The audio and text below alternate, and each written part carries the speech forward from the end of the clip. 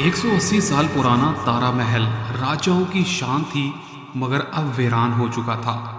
व्यांश और आरोही जो कि राजस्थान घूमने आए हैं, इस महल में आज क्याम करेंगे। महल में कदम रखते ही आरोही को लगता है जैसे अचानक से हवाएं रुक गई हैं। दरवाजे पर एक बूढ़ा दरबान खड़ा होता है और कहने लगता है, साहिब और बीबी सब कमरों में जा सकते हैं, मगर ऊपर वाले कमरे का दरवाज़ा वो तो कभी भूल कर मत खोलना, वहाँ मंजुलिका सो रही है। व्यांश जैसे ही ये बात सुनता है तो मुस्कुरा देता है और कहने लगता है, अरे बाबा ये सब किस्से हैं, ऐसा हकीकत में कुछ नहीं होता। आरोही भी खामोश रहती है, मगर उसके कदम खुद ब खुद चलने लगते हैं। आरोही चलते चलते अचानक ऊपर की सीढ़ी की जानिब जा पहुंचती है और ऐसे महसूस होता है जैसे किसी ने इसको ऊपर बुलाया हो। रात के 2 बजने लगते हैं और आरोही अचानक से फिर जाग जाती है। महल में घुंघरुओं की मधम आवाज़ें गूंज रही होती हैं। फिर वो आहिस्ता आहिस्ता आवाज़ें तेज़ होने लगती हैं। ऐसे लगता है कि इनके कमरे के ऊपर वाली बिल्डिंग में जैसे कोई नाच रहा हो और वहाँ दबे पाँव जो है कोई घुंघरू बजा रहा हो। कमरे अचानक बंद हो जाते हैं, मगर उसके बाद क्या होता है, जैसे ही आरोही आगे बढ़ती चली जाती है, दरवाज़ा खुद ब खुद ही चिरचिराती हुई आवाज़ में खुल जाता है।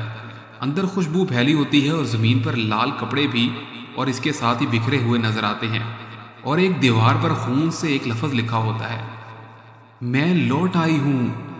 अचानक से दरवाज़ा बंद हो जाता है और फिर ज़ोरदार चीख की आवाज़ आती है।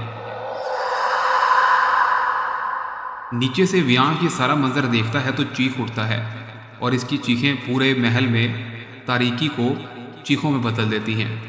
अगली सुबह आरोही खामोशी बैठी होती है और जब व्यांश उससे बात करता है तो उसकी आवाज़ आरोही की पुरानी आवाज़ जैसी नहीं रहती। वो राजस्थानी लहजे में इसको जवाब देती है और कहती है, राजा ने वादा तोड़ा था, अब मंजुलिका का नाच कभी नहीं रुकेगा। महल के सारे चिराग जला दिए जाएं। तभी ऐसा होता है कि इस महल जो कि तारीकी में डूबा होता है, इसके सारे चिराग खुद ब खुद जलने लगते हैं। पुराने राजाओं की तस्वीरें इस महल में लगी हुई हिलने लगती हैं। ऐसे लगता है कि जैसे सब दोबारा जिंदा हो गए हैं। आरोही के पांव खुद ब खुद नाचने लगते हैं और ये घुंघरुओं का शोर पूरे महल में गूंज जाता है।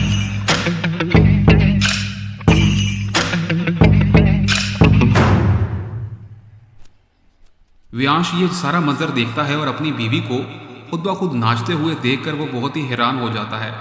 इसके दिमाग में बहुत ही लर्जा तारी होता है और ये खौफ की तरह नजर आता है। अपनी बीवी को आंखों में किसी और के रक्स को देखते हुए और मंजुलिका में तब्दील होना यहाँ पर इसके लिए बहुत ही ज़्यादा खतरनाक और बहुत ज़्यादा भारी पड़ जाता है। इसके बाद क्या होता है, वही दरबान जो दरवाज़ों पर खड़ा था अब वो इसके पास आ जाता है और कहने लगता है कि इसको तंत्र मंत्र करके ही वापस लाना पड़ेगा। इसके अंदर आने वाला साया कोई आम साया नहीं है, ये जुनून है।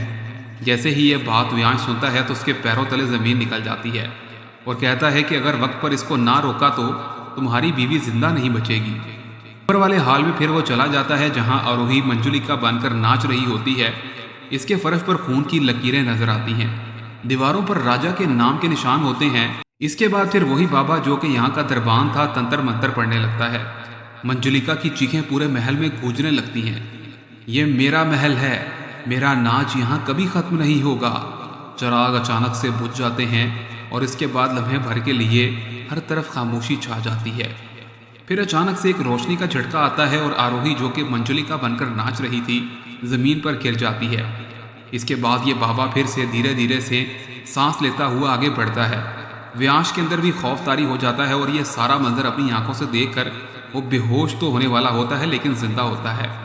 इसके बाद ये क्या होता है, रूहें ख़त्म नहीं होती, वो कैद हो जाती हैं। ये कहता है कि ये तंत्रिक बाबा, और वो इस कमरे के दरवाज़ों पर तंत्र मंत्र पढ़कर फूंक देता है। लोहे की बड़ी सी जंजीर लाकर उसने इसको लपेट दिया और दरवाजे पर पीतल का ताला भी जोड़ देता है। अब ये दरवाज़ा कभी नहीं खुलेगा। अगर ये खुल गया तो ये महल फिर नाचने लगेगा। वो दोनों मियाँ बीवी वहाँ से महल छोड़ देते हैं। दरबान जंजीर को देखकर हल्का हल्का मुस्कुरा रहा होता है, क्योंकि यही वो दरबान था जो कि रूह बनकर मंजुलिका के अंदर आ गया था। ये दरबान हमेशा मज़े लेता है और यहाँ पर आने वाले जो भी मियाँ बीवी आते हैं मंजुलिका के रूप में आकर ये एक साया बन जाता है। और कहा जाता है कि इस दरबान ने बहुत सारी औरतों की जान भी ली है। कहा जाता है कि इसकी बीवी को एक बड़े बादशाह ने यहाँ पर लाकर घसीट कर मार दिया था। तभी से यह दरबान अपना बदला लेता है और हर यहाँ पर आने वाले कपल को मदा चखाता है।